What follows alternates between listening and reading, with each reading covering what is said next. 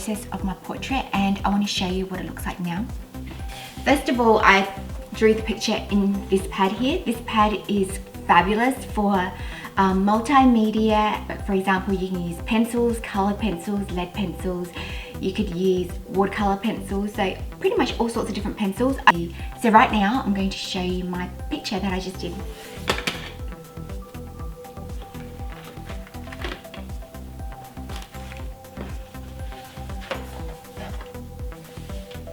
So that's the picture that I just did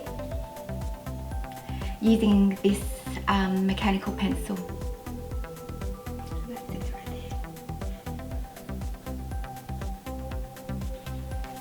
So that's the picture. I find the size very easy to hold, and I like this metal bit here. It feels quite nice to hold as well. It's a good sized pencil. One cartridge actually went quite a long way, as you can see. If I was to write an assignment, I could do pages and pages and pages with just one cartridge. Yeah, I had a really good time doing this picture and using this pen and just scribbling and doing it as fast as I can. It was quite a lot of fun actually, and I will probably do it again for practice of doing portraits. It's a great way to practice just doing things again and again and again.